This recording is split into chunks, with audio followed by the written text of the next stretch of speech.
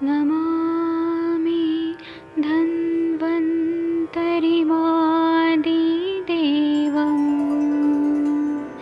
सुरासुरैर्वन्दितपादपद्मं लोके जरामृत्युनाशं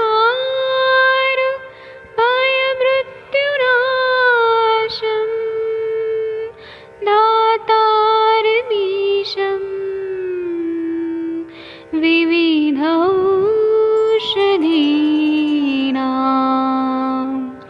शङ्खं चक्रं जलौकां दधतं मृतघटं चारुतोर्भिश्चतुर्भिः सूक्ष्मस्वच्छादिरुद्यं शुकपरिविलसन् मौलिमं भोजनेत्रम् कालाम्बोदोज्ज्वलाङ्गं कटितटविलसत् चारुपीताम्बराढ्यं वन्दे धन्वन्तरिन्तं निखिलगदमिव प्रौढदावाग्निनीलम्।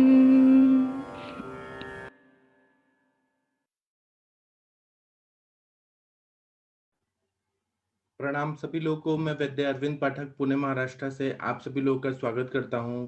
नमस्ते बोलता हूं, सुप्रभात बोलता हूं। आज हम लोग तृष्णा रोग पढ़ रहे हैं, तो उसमें भक्तोद्भवा तृष्णा के लक्षण पढ़ेंगे। 8वां नंबर का श्लोक है। इसमें ऐसा बताया है कि स्निग्धम तथा अम्लम लवणम च भुक्तम गुरुवन्नमेवाशु तृषाम करोति। इसका मतलब यह है कि कोई भी इंसान अगर बहुत ज्यादा स्निग्ध पदार्थ खाता है, खट्टे पदार्थ खाता है, बहुत ज्यादा नमक वाला चीज खाता है, तो ये सब का सेवन करने के बाद और या फिर अति गुरु अन्न का सेवन करता है तो उसको तृष्णा रोग हो जाता है। इन सबको खाते मनुष्य का मुंह सूखने लगता है, पेट में आग सी लगी रहती है, मनुष्य बहुत ज्यादा पानी पीता है तभी उसकी तृष्णा नहीं कम होती है। मतलब बहुत ज्यादा नमकीन खाया, बहुत ज्यादा कड़वा खाया और चिकना पदार्थ खाया तो, और जो गुरु पदार्थ है उसको खाने से बहुत ज्यादा प्यास लगने लगती है। इसके बाद में 9वां नंबर का जो श्लोक है वो हम लोग देखते हैं, क्योंकि ना भक्तोद्भव शायद हो चुका था हमारा। उपसर्गजा तृष्णा 9वां नंबर का श्लोक है। इसमें ऐसे बता रहे हैं कि दीन सुरः प्रतामयन दीनः संशुष्क वक्त्रगल तालुः भवति खलु योप उपसर्गा तृष्णा सा शोषणी कष्टा। इसका मतलब यह है कि उपद्रव स्वरूप तृष्णा में मनुष्य के मारे प्यास के मारे बोल नहीं सकता है, बार बार मूर्छित होता रहता है। इसमें परतंत्र रूप से तृष्णा रोग है, और भी बहुत सारी व्याधियां हैं और उसके उपद्रव स्वरूप में ये व्याधि है, परतंत्र रूप में तृष्णा है। तो मनुष्य प्यास के कारण बोल नहीं सकता है, बार बार मूर्छित होता है। दीन स्वर प्रताम्यन दीन, ये देखिए दो चीज बोल रहे, दीन स्वर मतलब उसका जो आवाज है वह भी बहुत ज्यादा दीन हो गया है, बहुत ज्यादा ठीक से बोल नहीं पा रहा है। और प्रताम्यन दीन है, वो दीन हो चुका है, मनुष्य ये हार चुका है। उसका संशुष्क वक्त्र गल तालु, इसका मतलब है कि मुख गला और तालु जो है सूखते जाते हैं। इस प्रकार रोगोपद्रव भूत तृष्णा शरीर का अत्यंत शोषण करने वाली एवं अति कष्टप्रद एवं कष्ट साध्य होती है। भवती खलु योपसर्ग तृष्णा सा शोषणी कष्टा, इसमें शरीर बहुत क्लांत रहता है, मुख तालु और कंठ सूखता जाता है, और ये उपसर्गजा तृष्णा है, मतलब कोई व्याधि से उत्पन्न ये तृष्णा है। टीकाकार बोलते हैं कि ततोपसर्गानाः दिनेत्यादि दीन सुरः श्याम वचनः प्रथमन मुह्यन दीनः क्लान्तः उपसर्गादित्युपद्रवान् रोगात् उपद्रव शब्दस्य सामान्य रोग मात्रे अपि वर्तते यथा निरोपद्रव चिकित्सितम व्याख्यास्यामः इत्यत्र कष्टा कष्ट साध्य व्याधि कर्षित देहत्वात्। इसका मतलब यह है कि दीन स्वर तृष्णा के मारे मुख से वचन नहीं निकल पाता, कोई बोल नहीं पाता है वो। प्रतामन मतलब रोगी मूर्छित होता रहता है, दीन मतलब क्लांत रहता है, हारा हुआ रहता है। उपद्रवाद अर्थात उपद्रवभूत रोग से उत्पन्न होने वाली उपद्रव स्वरूप ये सामान्यतः रोग मात्र में ही पाया जाता है। सुश्रुताचार्य जी बोलते हैं कि निरूहोपद्रव चिकित्सितम व्याख्या समय, यहाँ पर उपद्रव शब्द सामान्य रोग वाचक होता है।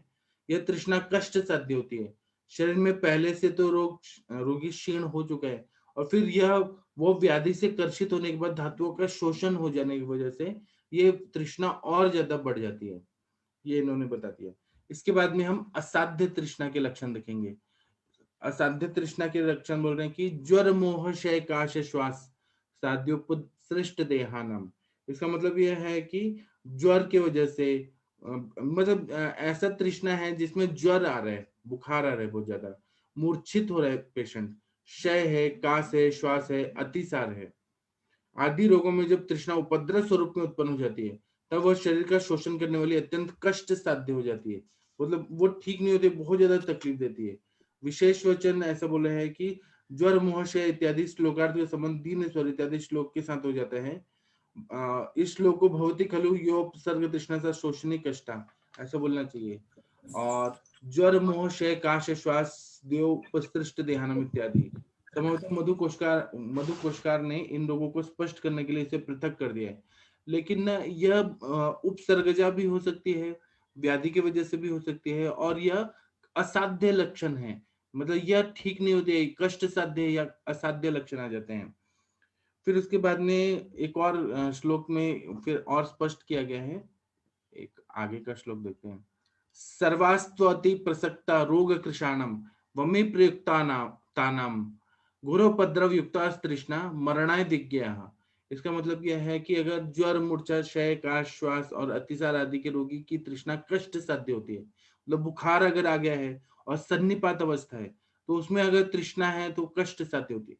मूर्छा रोग है उसमें अगर तृष्णा रोग है तो वह भी कष्ट साध्य होती है।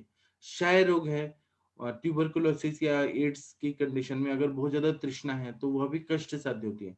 कास है, खांसी आ रही है और बहुत ज्यादा उपद्रव स्वरूप में तृष्णा है तो वह भी कष्ट साध्य होती है। श्वास व्याधि है, सांस फूल रहा है, उसमें भी अगर तृष्णा आ रही है तो वह भी कष्ट साध्य होती है। अतिसार अगर हो रहा है और सन्निपात अतिसार है उसमें भी अगर तृष्णा है तो कष्ट साध्य होती है। तो अत्यंत बढ़ी हुई तृष्णा ऊपर की वातजा आदि कोई भी प्रकार की हो असाध्य होती है।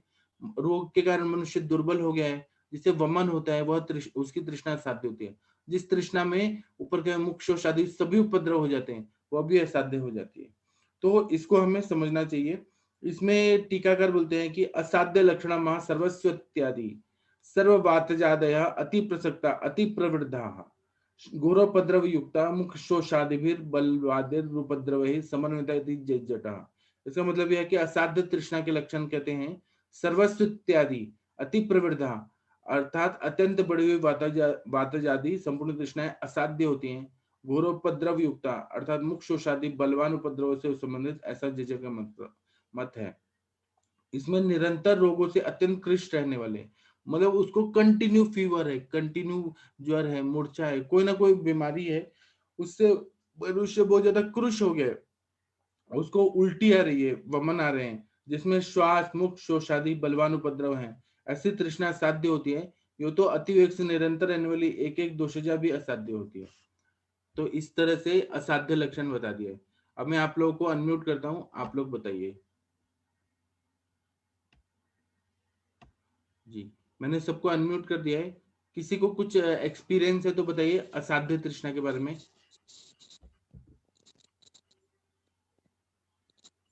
किसी ने सर ऐसे, नमस्कार। हाँ जी बताइए सर।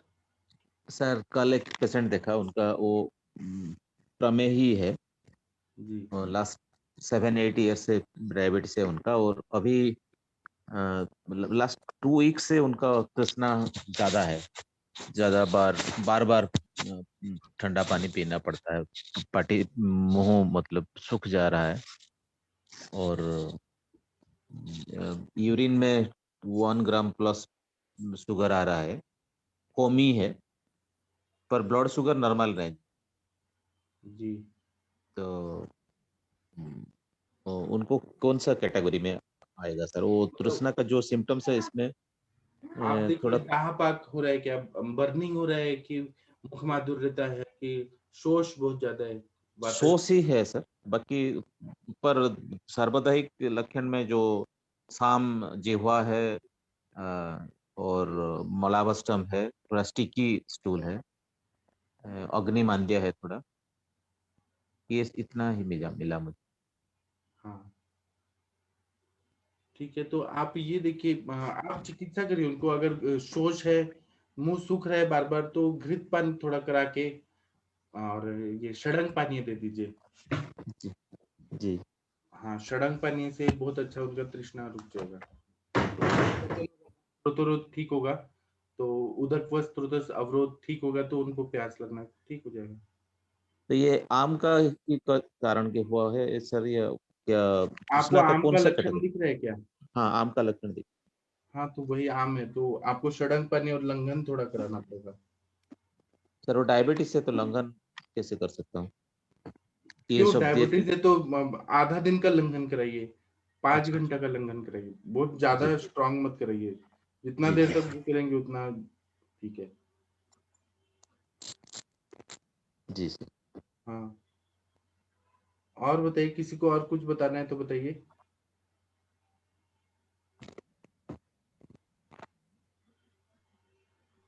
प्रणाम सर। हाँ जी, बताइए। सर इसमें जो घृत पान आप बोल रहे हैं तो कौन से घृत से हम करवा सकते हैं? कोई भी दाढ़ी माँ दिख रही थी, या नॉर्मल घी भी पिलाएं तो फिर क्या है, प्रॉब्लम नहीं है। तो इसमें गंडूश भी कर सकते हैं घृत से? हाँ, कर सकते हैं। तो उसमें कोई विशेष करके घृत या? फेंकना नहीं है, मुंह में अंदर ले लेना है वो चीज।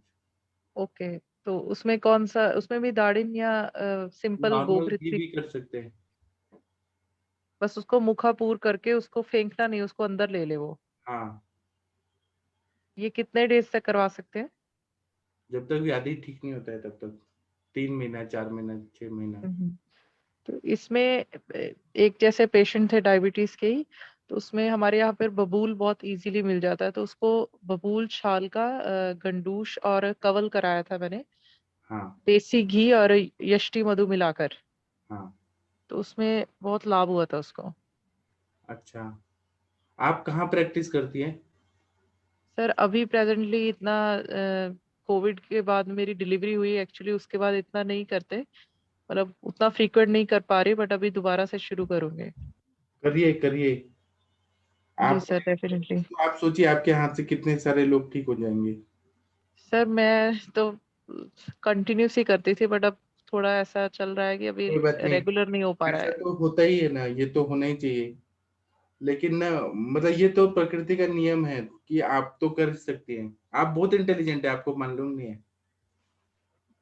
सर बस अब आप लोगों से जुड़े, मैं तो बहुत देर से तब भी जुड़ी कौन से कोई सिटी ऐसा में ग्रुप। आप हैं, कौन से सिटी में? चंडीगढ़? हाँ जी सर, चंडीगढ़ प्रैक्टिस करते हैं। चंडीगढ़ में तो बहुत अच्छा चलेगा, पूरा पंजाब के लोग भी आएंगे, हरियाणा के लोग भी आएंगे आपके पास, दिल्ली के लोग। पहले लुधियाना प्रैक्टिस करती थी मैरिज से पहले, आफ्टर मैरिज अभी चंडीगढ़ प्रैक्टिस करती हूँ।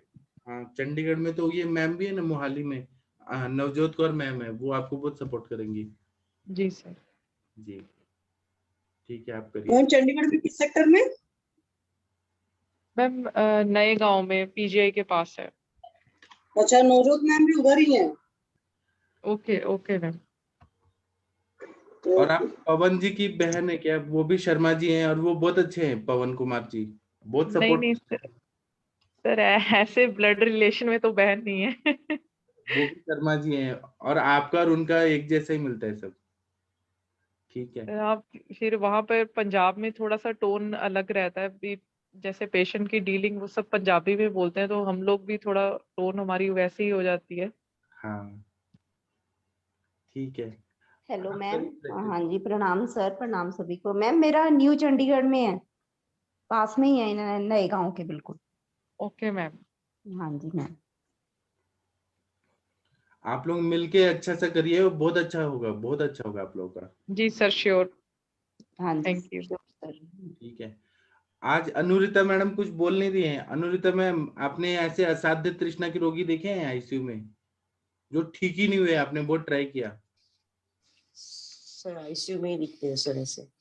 और दूसरा चीज, ऐसे कभी कभी किडनी फेलियर की एकदम क्रॉनिक कंडीशन रहती है, उस इसमें उनको पानी देना भी नहीं होता, उनकी तृष्णा, मतलब बहुत अलग कंडीशन रहता है, आप उसमें नहीं कुछ कर पाते।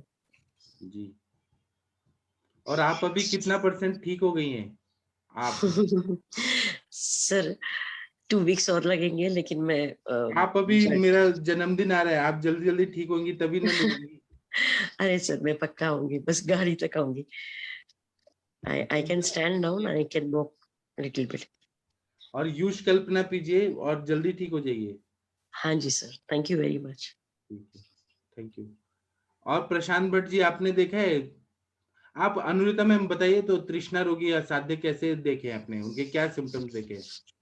सर एक्चुअली ड्राइनेस और दूसरा चीज कंटिन्यूस वो होठों पे और जुबान उनकी मतलब वाइटिश और ड्राई रहती है, शुष्कता रहती है। और दूसरा चीज ये कि उनका जो गला शुष्कता है वो भी बहुत टिपिकल रहती है।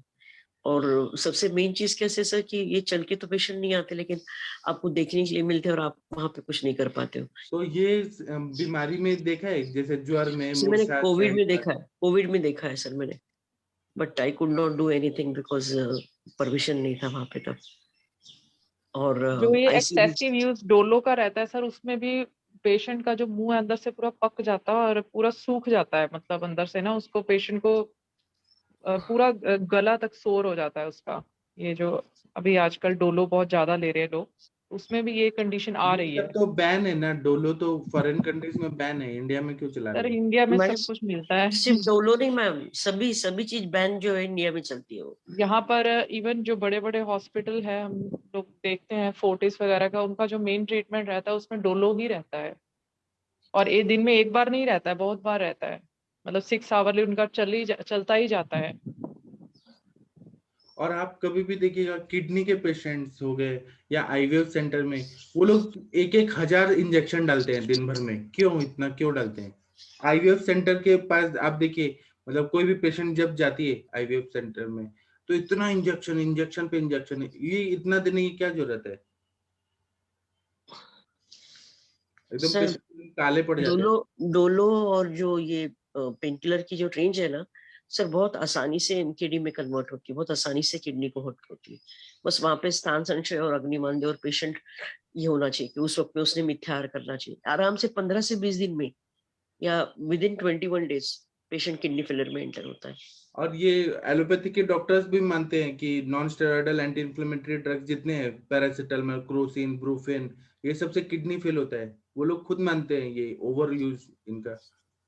सर मैंने खुद एक केस देखा हुआ है, मतलब मैंने अपने डिलीवरी से पहले वो केस सॉल्व किया था। उसको ऑफ्लॉक्सासिन लिया था उस बच्चे ने 14 इयर्स बैक। मतलब जब वो पैदा हुआ था तो बिल्कुल सही था वो बच्चा, 1 डेढ़ साल तक वो कुछ कुछ बोलता भी था, अक्षर जैसे छोटे बच्चे बोलते हैं। तो उसमें उसको बुखार हुआ या क्या हुआ, वो पीडियाट्रिक्स हॉस्पिटल में लेके गए उस समय जो भी था। तो उन्होंने बहुत एक्सेसिव डोज उसको एंटीबायोटिक का दिया बच्चे को। और उसके बाद उसका बोलने का, स्पीच का और कान का हमेशा के लिए चला गया। तो उसमें मैंने उसको हीरक भस्म का योग बहुत कम मात्रा में दिया, क्योंकि वो बच्चा बहुत छोटा था, 14-16 ईयर्स का था। तो उसको बहुत कम मात्रा में दिया और उसका मर्म स्टिमुलेशन किया ईयर के अराउंड और फेस पर। तो उसके बाद मतलब वो पहली बार मेरी क्लिनिक पर माँ बोला। मतलब उसकी मदर टिपिकली शी वेप्ट, वो रो पड़ी उस समय। तो ये इनके बहुत सारे साइड इफेक्ट्स होते हैं, मतलब ये।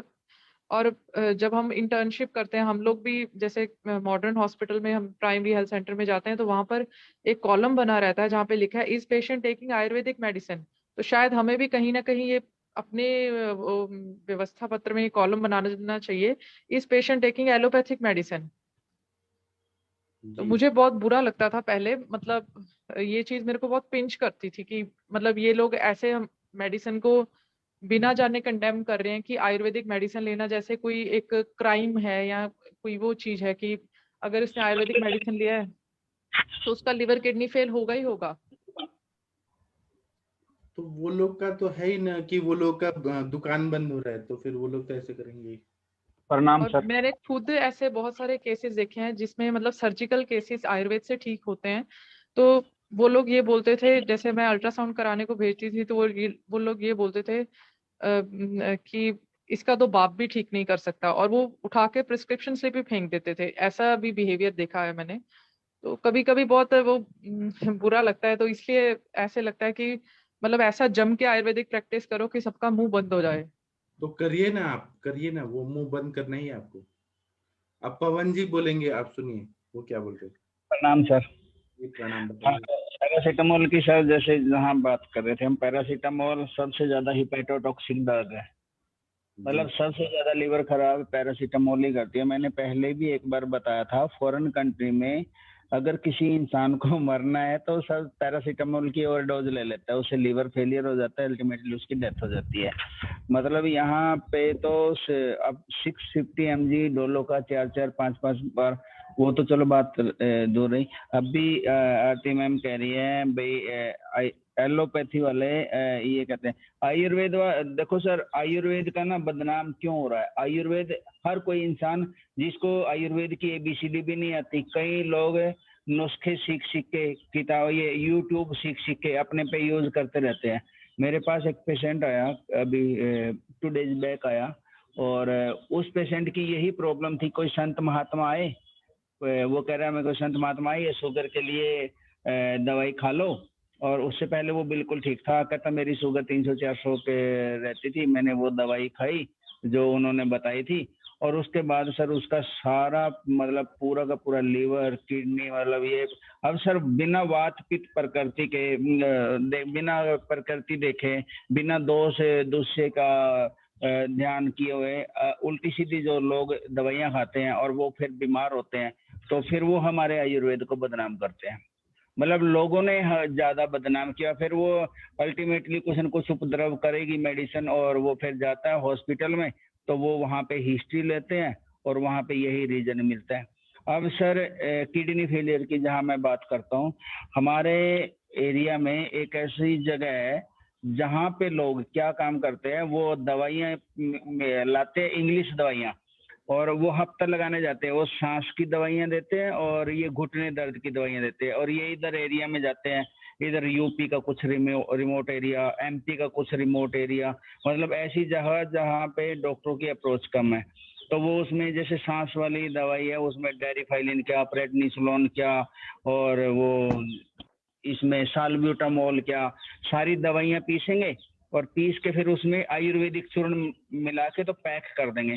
और उसमें कौन लोग जाते हैं सर, जो उसमें जितने भी लोग हैं ना, अनपढ़ लोग जाते हैं, और उन्होंने घरों में चक्कियां लगाई हुई है, 1-1 क्विंटल दवाइयाँ पीसते हैं, वो इंग्लिश दवाइयाँ, और उन दवाइयों में चूर्ण मिलाते हैं और उनके पैकेट बनाते हैं, और वो जाते हैं ऐसे गाँवों में, और जिनको सांस की दिक्कत है, जो आदमी प्रेडनिसोलोन भी लेगा, साल्ब्यूटामोल भी लेगा, और इतना सारा उसमें कुछ सिडेटिव भी मिला देते हैं, वो ऐसी ऐसी दवाइयाँ पीस के और जाते हैं। जैसे इधर के इलाके में भी जहाँ पे ये कोयले की खाने है, क्योंकि वहाँ पे सांस वगैरह का एलर्जेंस की प्रॉब्लम ज्यादा होती है। एक बार वो खाया, उनको ऐसा लगता है जैसे कि आपको सांस सही से आ रहा है, क्योंकि ब्रोंकोडायलेटर ज्यादा होता है उसमें, और धीरे धीरे अल्टीमेटली उनका सारा पेन किलर बहुत सारे होते हैं, अल्टीमेटली सारा का सारा सिस्टम चौक हो जाता है। उसमें जितने भी लोग हैं सर, 8वीं फेल, 7वीं फेल, 10वीं फेल, मतलब जो जिनको आयुर्वेद का ABCD, अब वो ऐसे ऐसे लोग सर ऐसा ऐसा करेंगे, और वहाँ के लोग जहाँ वहाँ की सरकारें भी क्या करती है, आसपास के उनके एरिया को पता लग गया, जो वहाँ के ऑफिसर लोग हैं वो उनसे पैसे लेते हैं, हफ्ता लेते हैं, और ऐसे फ्रिक्वेंट यूज होता है।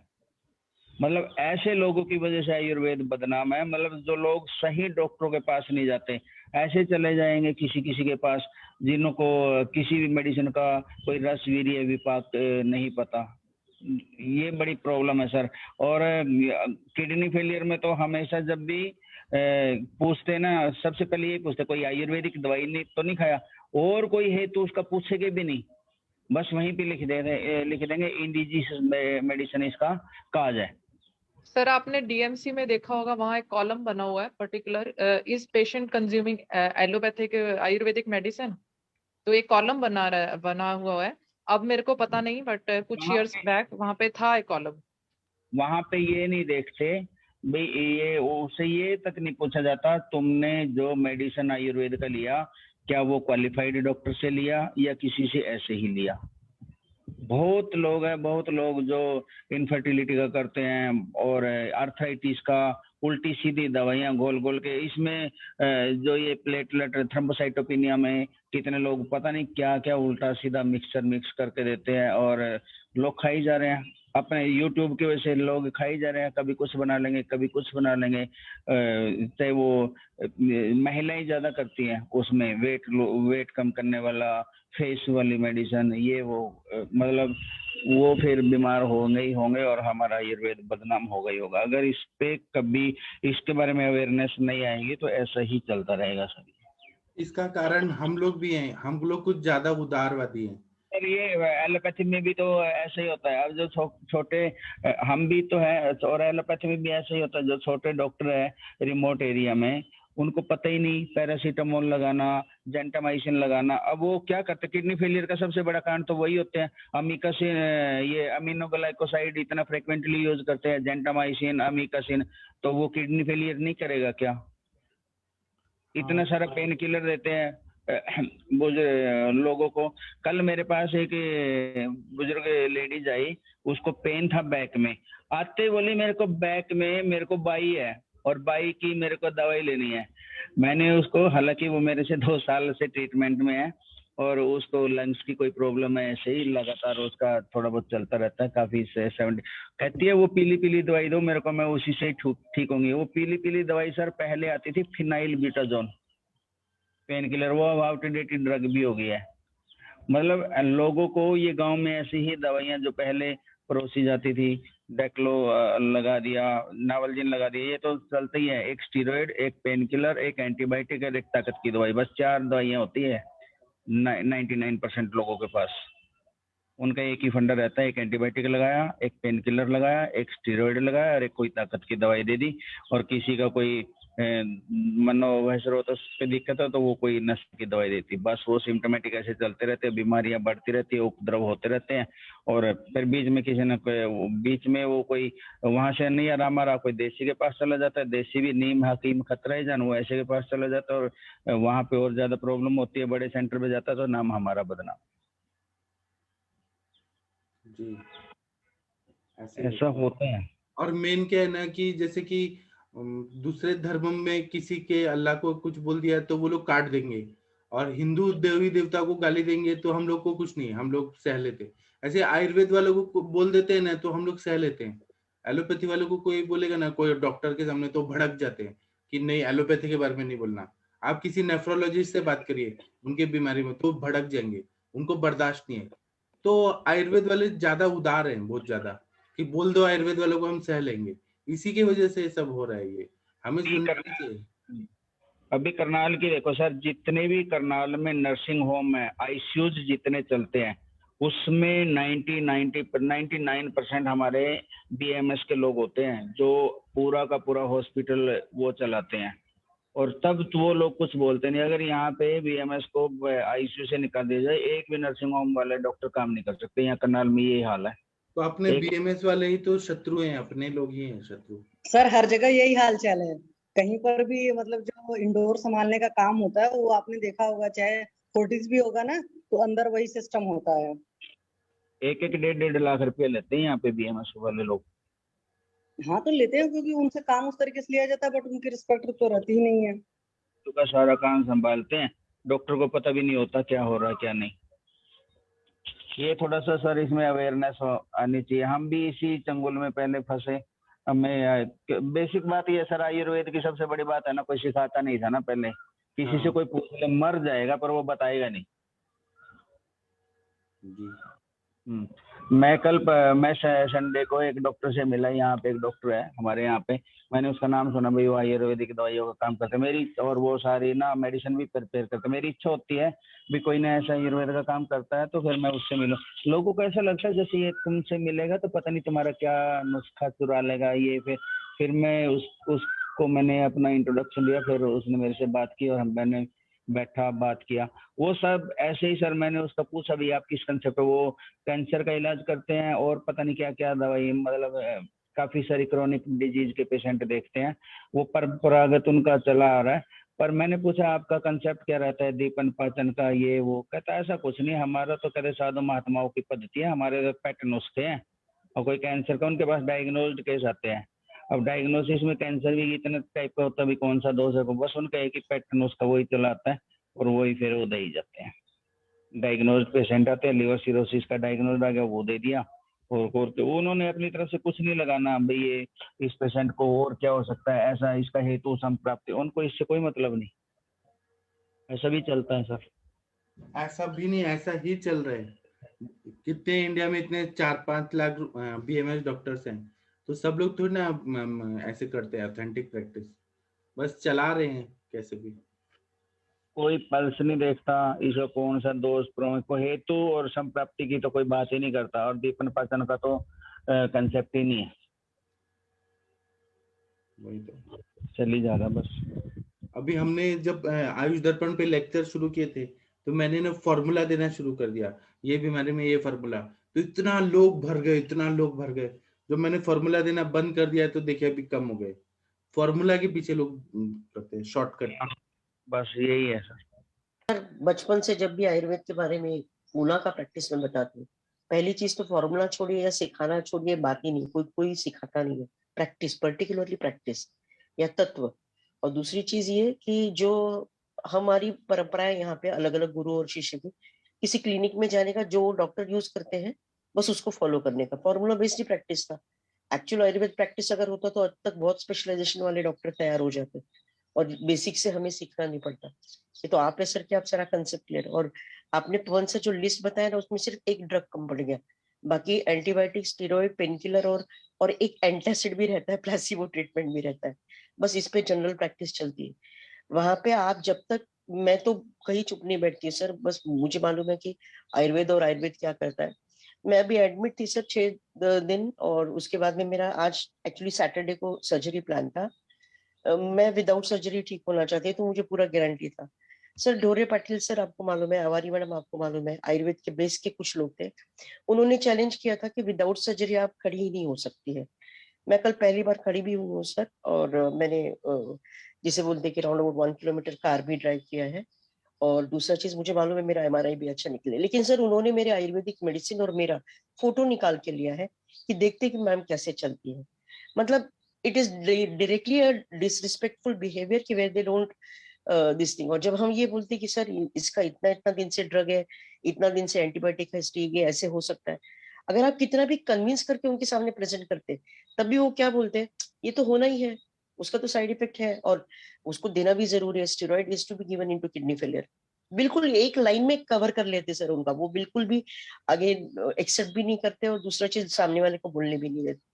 तो हमें है कि बहुत अच्छे से पुटफोर्थ करके आयुर्वेद को ही करना पड़ेगा, नहीं तो अनसाइंटिफिक या नॉन साइंस करके जैसे इंडिया के बाहर लोग समझते हैं वैसे इंडिया में भी लोग समझते हैं। तो यहाँ के बहुत सारे ऐसे स्टेट्स है, वहां तो आयुर्वेदिक डॉक्टर को डॉक्टर ही नहीं मानते हैं। सर देखो बाबे रामदेव को कितना अपोज करते लोग हैं, इतना वो बड़े लेवल पे है तो इसलिए उनके आगे कुछ बोल नहीं पाते। अब हम यहाँ पे बात करें सर, जैसे वो लोग करते तो हमें भी ऐसे, मैं ये मानता हूँ पैथी कोई भी बुरी नहीं है, पर उसका ढंग से यूज हो ना। देखो एलोपैथ वालों ने भी बहुत ज्यादा वो साइंटिफिक बेस्ड पैथी है, पर वो साइंटिफिक तरीके से कितने लोग करते हैं, वो तो बस लोग ये करते हैं भी मरीज को रिलीफ, सिम्टोमेटिक रिलीफ आना चाहिए, चाहे मेडिसिन का कितना भी ज्यादा साइड इफेक्ट हो। अब कोविड के अंदर एक एक डॉक्टर ने कितना स्टीरॉइड और इतना एंटीबायोटिक, स्टीरॉइड और एंटीबायोटिक क्या ये वात ही तो है सारा, मतलब जो हम कल वो पेशेंट आए थे, वात कारक ये एंटीबायोटिक और स्टीरॉइड ये वात कारक ही तो है। इसका भी निदान परिवारजन वहां लिख देना चाहिए, एंटीबायोटिक और ये पेन किलर नहीं वहां पे यूज होना चाहिए। कल वो पेशेंट आए थे विनोद कुमार जी, रात को बोले कि मेरे पेरेंट्स दोनों वैक्सीन लगाने के बाद ही डेथ हो गई। वैक्सीन के बाद तो इतने सारे लोग मर गए ना, तो फिर कुछ नहीं, ये लोग नहीं बोलते हैं कि हमारी गलती है, हम तो एक्सपेरिमेंट कर रहे थे। सर उन्होंने नहीं, हमें बोलना चाहिए ना सर। आप बताइए कि रेमडेसिविर भी फेलियर में गया, टॉक्योमेसाइड फेलियर में गया, हमने कहा कुछ प्रेजेंट किया, सबने एक्सेप्ट कर लिया सर। सारे एंटीवायरल्स फेलियर में गए, यहाँ तक कि आज भी लोग उसके साइड इफेक्ट बेयर करें, लेकिन ना गवर्नमेंट ना हम। और दूसरा चीज ऐसे कि हम में यूनिटी नहीं है, अगर मैं कुछ बोलूंगी तो मुझे थोड़ी कोई सपोर्ट करने वाला है, मुझे तो अपोज करने वाले लोग मिलेंगे। नहीं, हम है ना आपके साथ, आप ऐसे मत सोचिए। नहीं सर, मैं बता रही हूँ सर प्रॉब्लम, क्योंकि देखिए मैंने लिटरली ऐसे डेथ देखे, कार्डियक अरेस्ट देखे, छोटे छोटे और बच्चों वही हम को। आयुर्वेदिक उस टाइम दे तो गवर्नमेंट ने बैन किया था कि आयुर्वेदिक से साइड इफेक्ट होता है, आयुर्वेद से कुछ नहीं हो सकता, लेकिन वैक्सीन से लोग मरे तो कोई कुछ नहीं बोला। सर एक्चुअली यहाँ पवन सर ने जो बताया ना कि स्टीरॉइड से वात वृद्धि होती है, और हमारे आयुर्वेद का जो स्नेहन का सिद्धांत है, इंटरनल स्नेहन, जिससे आर्टरीज में कॉन्ट्रेक्शन और स्टेनोसिस जैसी प्रॉब्लम आती है, वो नहीं आती है। वो सिद्धांत ही एलोपैथी वालों को एक्सेप्टेबल नहीं है सर, इसीलिए ये सब प्रॉब्लम हो रहा है। उनको लग रहा है कि ये लोग घी पिलाते हैं, तेल पिलाते हैं, उससे कोलेस्ट्रॉल बढ़ता है। तो ये जो कॉन्सेप्ट है ना, बेसिकली इसको दूर करने की जरूरत तो है। वो तो अग्नि को मानते ही नहीं है, वो बोलते कोलेस्ट्रॉल बढ़े। हाँ, ये नहीं मानते कि अग्नि प्रदीप्त हुआ तो कोलेस्ट्रॉल कैसे बनेगा। तो अपने आप ही उसका पचन हो जाएगा। यहीं पे दिक्कत है। कल विनोद सर का जो केस था, उसमें मैं यही कहना चाहती थी कि उनकी मानस प्रकृति, जैसे कि वो कह रहे थे कि उनके पेरेंट्स की डेथ हो गई थी, तो मुझे लग रहा है कि वहीं से उनका संप्राप्ति हाँ। बनना शुरू हुआ है। हाँ, कुछ साइकोलॉजिकल शॉक की वजह से 1.5 उनकी साल से ही बात उनको प्रॉब्लम है। हाँ, हाँ हाँ सर। और उनको कोई स्किन का भी डिसीज था, उन्होंने बताया था ना, 5 साल से उनका ट्रीटमेंट चल रहा है। तो ये सब शारीर मानस प्रकृति विकृति की वजह से हुआ है। जी। और Anurita ma'am, you are really inspirable. जैसे आपको सुनते हैं ना, तो हमको लगता है कि नहीं, हम भी आयुर्वेद में कुछ कर सकते हैं, क्योंकि जैसे आपने बताया, आयुर्वेद वालों को लोग डॉक्टर ही नहीं मानते हैं। हम लोग बोलते हैं ना कि हम आयुर्वेदिक डॉक्टर हैं, तो तुरंत उनका मतलब फेशियल एक्सप्रेशन ही चेंज हो जाता है। अरे आयुर्वेदिक डॉक्टर है, इसको क्या आता होगा, ये तो एलोपैथी वालों के पीछे पीछे ही चलते हैं।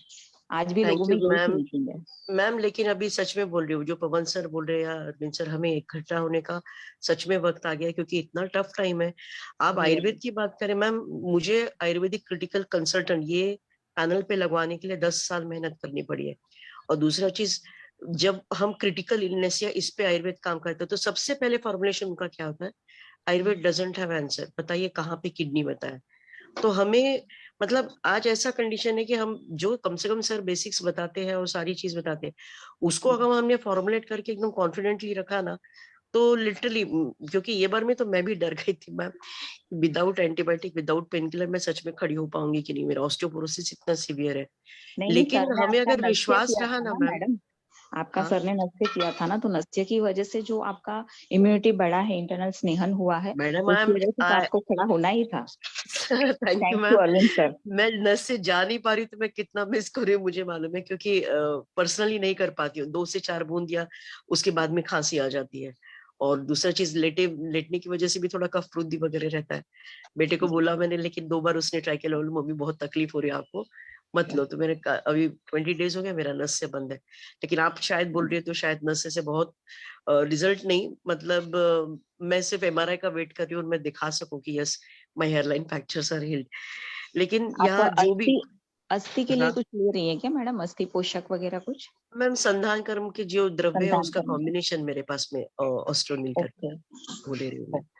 और प्लस लाक्षादी और दूसरा ओमेगा के कुछ कॉम्बिनेशन चल रहे हैं, क्योंकि मुझे बला क्षीर बला अवेलेबिलिटी क्या होता है मैम, आप बेड रिडन हो जाते हो तो आपको चीजें मिलती भी नहीं है, क्योंकि आप ही भागते हो। ये हाँ, ये सब थैंक लिमिटेशन भी आ जाती है। यू। लेकिन नहीं, फिर बट भी अगर एवरीबडी हु आप अगर स्टैंड खड़ी हो गई ना मैडम, तो एक बार अपना केस जरूर प्रेजेंट करिएगा, तो हमें भी इंस्पिरेशन मिले, और आयुर्वेद वाले क्या कर सकते हैं ये कुछ आंसर भी दे सके। मैं ज्यादा प्रेशर नहीं डाल पाती सामने। हूँ, लेकिन या आई स्टूड यस्टरडे, और मैं नीचे तक, इवन मैं ओबीटी तक भी जाऊंगी, मुझे मालूम है, क्योंकि काफी देर से वेटिंग है। लेकिन अभी जो आरती मैम बोल रही थी यहाँ पे, वेरी कॉन्फिडेंट लेडी, मैम आप फिर से प्रैक्टिस शुरू करिए, क्योंकि चंडीगढ़ और यहाँ नहीं, बहुत केसेस है कि जो लिटरली ढूंढते कि उनको प्रॉपर ये मिले, और there is more emergence of cancer in to north area, particularly जो पंजाब और हरियाणा एरिया है। तो there is a train called cancer train which runs from Punjab to I think Rawalpindi, या कोई ऐसा शहर है जहाँ से दिल्ली तक चलती है। तो मुझे 2 बठिंडा में है, यस बहुत यस कैंसर तो केसेस है। और एक यहाँ पर एक मतलब मोगा फिरोजपुर साइड एक बेल्ट ही है, जहाँ से लिवर की मतलब पहले जब प्रैक्टिस करते थे तो बस भर भर के पेशेंट आते थे। मैं फ्री स्पेशली रहती है। एफसीआई यस यस एफसीआई के जो पेशेंट रहते हैं, फूड कॉर्पोरेशन ऑफ इंडिया से, वो ड्रिंक उनको शायद फ्री में मिलता है या क्या। तो लिवर के बहुत सारे मतलब इफेक्टेड ड्रग्स, और ये अल्कोहल वगैरह कॉमन चीज है, तो ऐसे केसेस बहुत आते हैं। मैडम, जो इलनेस इंडस्ट्री है उसका, और मतलब ये पैनल नहीं है जहाँ पे बोलना चाहिए, लेकिन pharma and medicine and hospitalization, इसका बहुत अच्छा त्रिकूट है। लेकिन बुरा बात ये लग रहा है, मैं महाराष्ट्र से बिलोंग करती हूँ, जो हरियाणा और पंजाब में उस वक्त में ग्रीन रिवोल्यूशन चला था, इंक्रीज यूज ऑफ पेस्टिसाइड वगैरह, उसको सरपास कर रहा है हमारा नागपुर और कोल्हापुर। वहां का जो chemicalization and which is going to, already काफी लोग वहां पे बहुत इजीली कैंसर केसेस मिलते हैं, वैसे यहाँ पे भी जो इंक्रीज ऑफ केमिकलाइजेशन है, 80% those are going to get converted into either cancer or kidney or liver failure। और सर, और आज अपना डिस्कशन भी हुआ है कि हिपैटोमेगाली बहुत इजीली निकलती। सोनोलॉजिस्ट क्या बोलते हैं मालूम है, ये भी नॉर्मल है, first grade fatty infiltration normal है, 300-200 का टीजी लेवल या वीएलडीएल लेवल नॉर्मल है, ये नॉर्मल समझते हैं यहाँ पे। मतलब अभी पैरामीटर्स को शायद आगे कर देंगे कि जिसमें हम हाइपरलिपिडीमिया ना बोल पाए, या फिर ब्लड प्रेशर की परिभाषा बदल दी जाएगी और एवरीवन विल बी गिवन। घी खाने से कोलेस्ट्रॉल बढ़ता है, ये पसंद हाँ, नहीं है, लेकिन इनके दवाइयों से होता है तो चलता है। हाँ हाँ, because हिपैटोमेगाली is normal first grade fatty. नहीं ये सर, मैं सोनोलॉजिस्ट उनको उनकी भाषा में ही समझाती हूँ। हमारे यहाँ पे मतलब पंजाबी में तो जो लोग अभी यहाँ के बहुत अवेयर हो गए हैं, 30 साल के लोग घी खाना छोड़ देंगे, ओबेसिटी है, ये है, वो है। तो मैं उनको ये चीज बहुत इजीली कन्विंस कर सकती हूँ। मैं उनको बोलती हूँ कि ठीक है, आप मेरे साथ डिबेट में आओ घी के बारे में। तो मैं बोलती हूँ कि जो ब्रेन है ना, अगर आप आपकी भाषा में समझाएं, ब्रेन का जो ये रहता है, व्हाइट मैटर रहता है, तो जितना हमारी बॉडी में फैट है ना, अगर हम उसकी हमने वो संतर्पण करना है, मतलब उसको अगर हमने नरिश करना है, तो हमें वो घी से ही होगा। नहीं तो आप जब आप 60 के हो जाओगे ना, तो आप सब कुछ भूलते जाओगे। तो आप भूल इसलिए जाओगे क्योंकि आप घी नहीं खा रहे, आप उसका नरिशमेंट ही नहीं कर रहे, इसीलिए तो बीमारियां आ रही हैं। आप 30 में ही घी छोड़ रहे हो, भाई क्यों छोड़ रहे हो? पहले भी तो। फिर उनको मैं ये भी बोलती हूँ कि आपकी जो दादी नानी थी, कभी उनको किसी को मोटा देखा है तुमने? कभी उनको देखा है कि वो मतलब इतनी गोलियां फांक रहे हो? मैंने तो देखा नहीं अपने घर में। तो वो लोग घी खाते थे, बढ़िया चलते थे। जो उनका जो लोकल डाइट है, सीजनल डाइट है, वो खाते थे वो लोग। अब हम, अगर मैं पंजाब में रहकर मैं बोलूं कि नहीं मेरे को तो ये ग्राउंडनट ऑयल खाना है, या ये मेरे को, हो सकता है वो कुछ हद तक सातम्य हो, बट जहां आदमी पला बड़ा है, जो जिस एरिया में है, उसको वो चीज सातम्य होनी ही है। बट उसको हम अगर साइंटिफिकली भी सोचे, अगर हम हमारी बॉडी में फैट कंटेंट कितना है, उसको नरिशमेंट कहाँ से मिलेगी? तो काऊ घी, ये तो मतलब अगर हम धार्मिक अर्थ से भी सोचे, गाय के तो हर पार्ट का ये बहुत ही अच्छा वर्णन किया गया है। गोमूत्र ले लीजिए आप, कैंसर में ले लीजिए, कहीं भी ले लीजिए, तो उसको हम क्यों प्रमोट ना करें? और मुझे बहुत सारे ऐसे लोग मिले हैं कि वो मेरे को बोलते हैं कि हमारा तो गॉल ब्लैडर निकला, हम तो विरेचन नहीं करा सकते, हम तो घी एब्जॉर्ब नहीं कर सकते, आप पीने की बात करते हो। तो उनको फिर मैं बहुत अच्छे वे में कन्विंस यही बोलती हूँ कि ये आपका ना बॉडी में सारा जो जितना भी टॉक्सिन है ना, उसको डिटॉक्सिफाई करता है। क्योंकि इनको ना ये टर्मिनोलॉजी समझ आ जाती है, डिटॉक्सिफाई। उनको ये नहीं समझ आता कि ये पंचकर्म है, विरेचन, ये सब कुछ कोई नहीं पढ़ना चाहता है। ये समझ आ जाता है इजीली कि हाँ डिटॉक्सिफाई हो जाओगे, आप बहुत बढ़िया हो जाओगे, आप यंग हो जाओगे। मैं 100 ग्राम डेली का खाता हूँ, एवरेज है मेरा, और आज से नहीं, बचपन से ही खा रहा हूँ इतना घी। मेरा कभी कोलेस्ट्रॉल और कभी ट्राइग्लिसराइड कभी बढ़ा ही नहीं।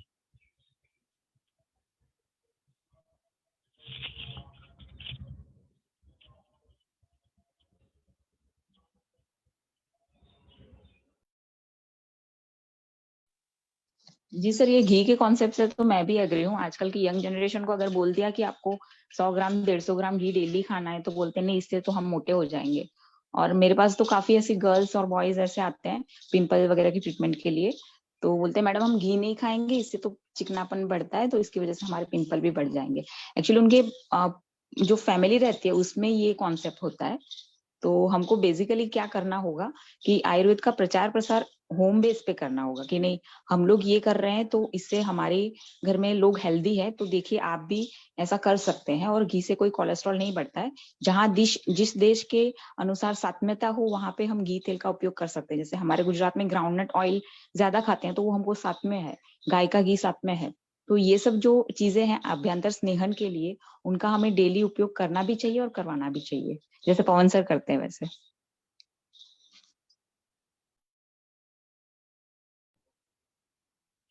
मैम, मेरे पास एक पेशेंट था, जब मैं अल्लूपुर विलेज गया था ना एक बार नवीन सर के साथ, वहां पे एक बुजुर्ग आया था मेरे पास दिखाने के लिए। उसका जो इजेक्शन फ्रैक्शन था सर 25% था और 40 से उसका इलाज चला हुआ था, पेसमेकर भी उसका लगा हुआ था। मैंने उसको वो 10 कदम भी नहीं चल पाता था, उसकी बॉडी में इतनी रुक्षता थी। मैंने उसको अर्जनारिस्ट और हार्दियावरण रस 2 मेडिसिन और मैंने बोला आपको गोघृत यूज करना है।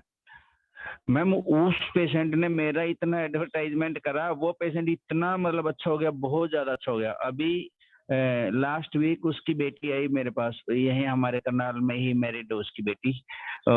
उसको बहुत ज्यादा ईचिंग और ये ड्राइनेस बॉडी पे थी और वो सारे ये जो रहते स्किन स्पेशलिस्ट उससे दवाई, उसकी बॉडी की ईचिंग ही नहीं जाती थी।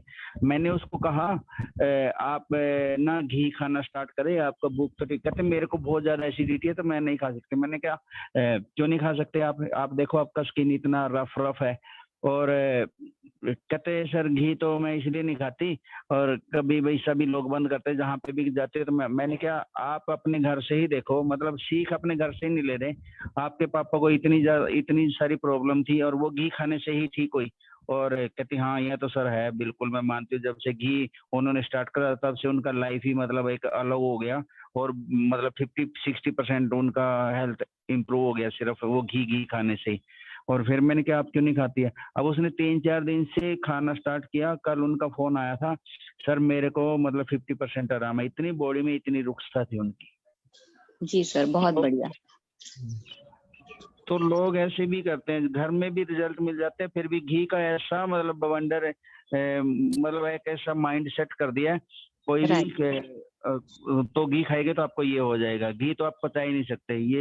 ये बड़ा मतलब खराब चल रहा है।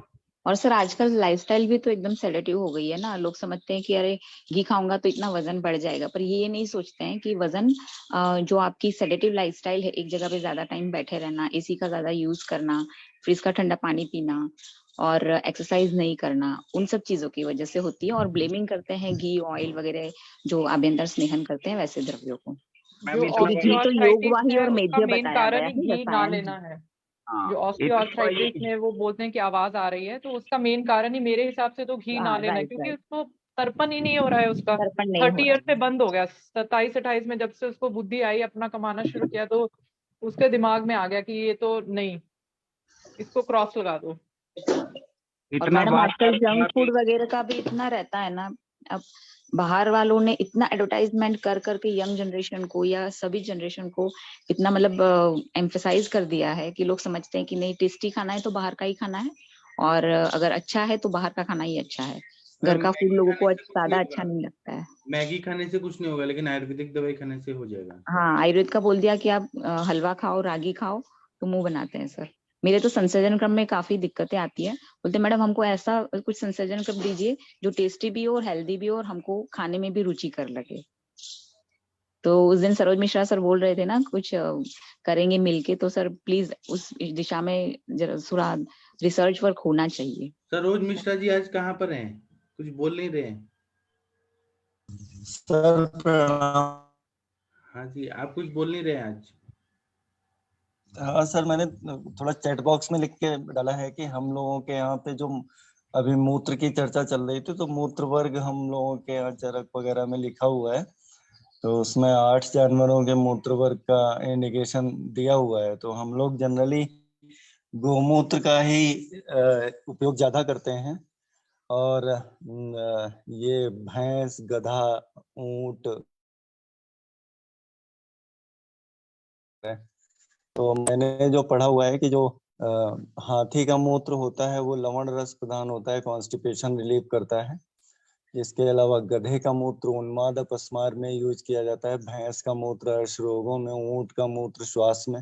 अभी 2-4 जानवर और बचे हैं, शायद बकरी का मूत्र जो होता है त्रिदोषज्ञ होता है, और 2-3 जानवर और बचे हैं। मेरे पास अभी लिटरेचर उपलब्ध नहीं है, नहीं तो मैं उसको देख के बताता कि और किन किन मूत्रों का कहाँ कहाँ पे इंडिकेशन किया जा सकता है। मैंने एक डेविडसन में भी लिटरेचर मूत्र के बारे में पढ़ा था।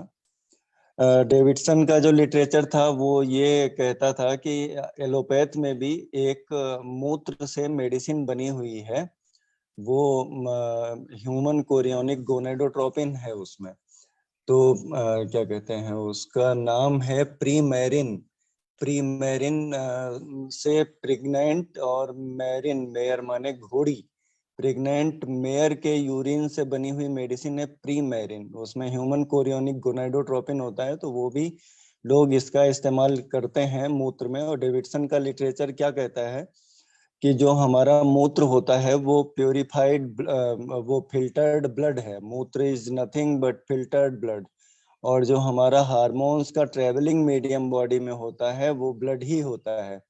और अगर जो हम हार्मोन्स के नेचर पे जाएं कि हार्मोन्स हमारे किस केमिकली क्या होते हैं, तो कुछ हार्मोन्स हमारे ग्लूकोकॉर्टिकॉइड्स, कुछ मिनरेलोकॉर्टिकॉइड्स होते हैं, मतलब स्टेरॉइड्स होते हैं।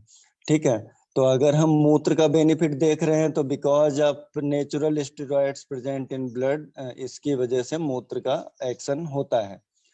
तो क्या कहते हैं, जैसे हम अगर जो गाय का भी मूत्र देखते हैं तो डिफरेंट डिफरेंट एज ग्रुप की गाय के मूत्र के डिफरेंट डिफरेंट रोल होंगे। जैसे हमारी गाय की बच्चियां है, छोटी बच्ची, तो बिफोर प्यूबर्टी उनका हार्मोन नेचर डिफरेंट होगा, तो उसमें उसके मूत्र में भी हार्मोन्स का नेचर बिफोर प्यूबर्टी डिफरेंट होगा, आफ्टर प्यूबर्टी डिफरेंट होगा, और ड्यूरिंग प्रेगनेंसी डिफरेंट होगा। तो अलग अलग आयु वर्ग की गायों का मूत्र अलग अलग रोल प्ले करेगा। ऐसे ही अगर जो गाय के भाई का मूत्र ले लें, जो गाय के पिताजी का, वो सांड जिसे कहते हैं, तो उसमें टेस्टोस्टेरोन लेवल ज्यादा होगा, तो वो टेस्टोस्टेरोन देगा किसी ना किसी रूप में। स्टेरॉइड, तो टेस्टोस्टेरोन का लेवल भी स्टेरॉइड होता है। इसके अलावा अभी जो चर्चा चल रही थी कि एलोपैथ में कई सारी मेडिसिन, कई सारी ऐसी बीमारियां हैं जिनका कोई कारण नहीं पता होता, तो उसको इडियोपैथिक बोल दिया जाता है। इसके अलावा ब्लड प्रेशर का कारण नहीं पता हुआ तो उसको बोल दिया गया कि ये हमारा इसेंशियल हाइपरटेंशन है। इसके अलावा जैसे अभी देसी घी की चर्चा हो रही थी कि देसी घी देते हैं तो ब्लड प्रेशर हमारा बढ़ जाएगा या कोलेस्ट्रॉल बढ़ जाएगा, जबकि आयुर्वेद ने ब्लड प्रेशर को भी वातज, पित्तज और कफज 3 तरीकों से डिफाइन किया है। और जो हमारा पित्तज ब्लड प्रेशर है उसकी पूरी संप्राप्ति अगर हम निकालें और संप्राप्ति विघटन करने की कोशिश करें तो देसी घी का कितना इम्पोर्टेंट रोल है वो पता चल जाएगा। जैसे इस पित्तज ब्लड प्रेशर है तो उसमें पित्त के उष्ण और तीक्ष्ण गुण बढ़े। पित्त के उष्ण और तीक्ष्ण गुण बढ़ने की वजह से उसने निकटवर्ती धातुओं को द्रवीभूत करके उसके जलीय अंश का, क्योंकि पित्त और रक्त जो है वो आश्रय आश्रयी संबंध होने की वजह से पित्त का अगर उष्ण और तीक्ष्ण गुण बढ़ेगा तो रक्त का भी उष्ण और तीक्ष्ण गुण बढ़ेगा। रक्त का उष्ण और तीक्ष्ण गुण बढ़ा तो उसने निकटवर्ती धातुओं को द्रवीभूत करके जलीय अंश का अवशोषण कर लिया, एंडोस्मोसिस। ठीक है, जलीय अंश का अवशोषण करने की वजह से पित्त का द्रव गुण बढ़ गया, हाइपरवॉलीमिया वाली कंडीशन पैदा हो गई।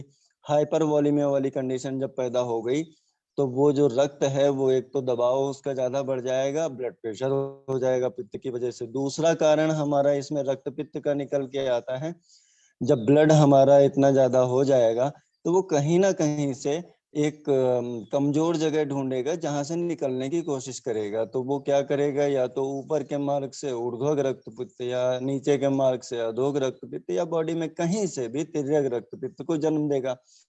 तो ऐसी कंडीशन में अगर हम देखें हमारी संप्राप्ति शुरू कहाँ से हुई थी, पित्त की उष्णता और तीक्ष्णता बढ़ने की वजह से शुरू हुई थी। अगर उष्णता और तीक्ष्णता को हम अगर जो कम करना चाहें तो यहाँ पे पित्त की द्रवता को बढ़ाना पड़ेगा, और पित्त की द्रवता को बढ़ाने के लिए देशी घी इंपॉर्टेंट रोल प्ले करेगा, क्योंकि यहाँ पे पित्त में एक सस्नेह गुण भी है। सस्नेह उष्णम तीक्ष्णम च द्रवम अम्लम सरम कटु। तो सस्नेह गुण होने की वजह से अगर जो हम इसमें देसी घी खिलाने का विचार कर लें तो सारी की सारी परेशानियां जो पित्तज ब्लड प्रेशर की पैदा हो रही हैं, जो रक्त पित्त की पैदा हो रही हैं, उनका शमन हो जाता है। ऐसा मेरा बोलना था सर।